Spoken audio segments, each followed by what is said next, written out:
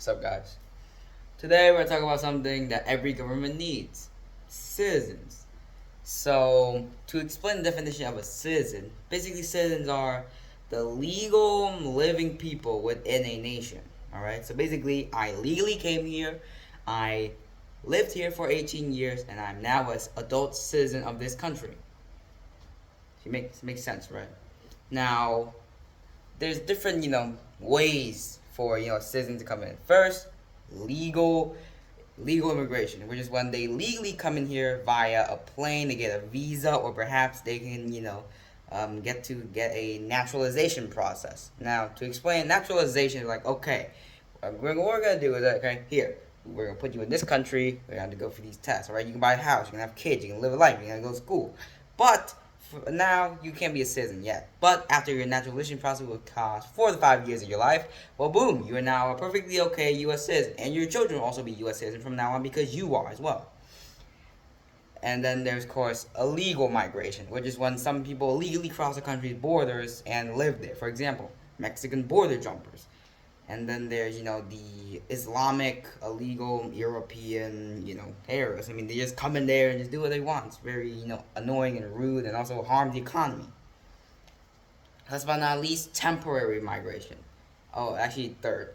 Temporary migration is when you get a visa. A visa is a kind of like a period of time where you can legally stay here, right? You can stay here for work, you can stay here for a vacation, but when your visa runs out, you either have to replenish it, which will cost money and a bit of time, or you leave and go back to your nation, your home nation. My father is actually about to go to America for, work.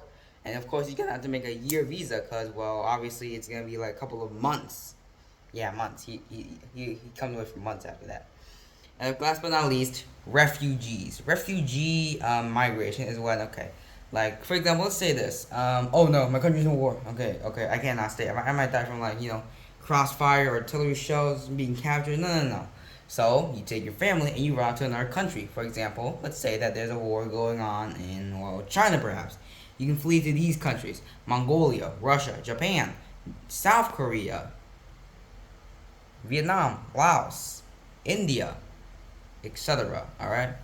So you flee to a multitude of countries. However, just because you flee there doesn't mean exactly you'll be able to enter. Because for every country, there's also a immigrant limit. So basically, it's like protecting our national economy and national people. Right? We're protecting our own citizens first.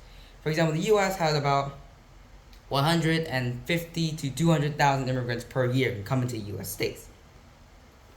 So obviously, it's protecting U.S. Like, we have to make sure migrants aren't the majority. We must be the majority, and well, that's failing Europe. Sucks. So that's number one. And also, citizens also have a part in many countries' constitutions. Basically, okay, this constitution, all right, this specific article, it lists out the rights that we cannot take from you. For example, in the Constitution of the United States, you can alienate life of freedom, life, joy, and quest for happiness. Basically, like, okay, I can't stop you from having a job. I can't stop you from having a family. I can stop you from buying a house. You can send your kids to school as long as it stays in legal borders. You can do that and be perfectly happy. Even rise up the ranks and social hierarchy.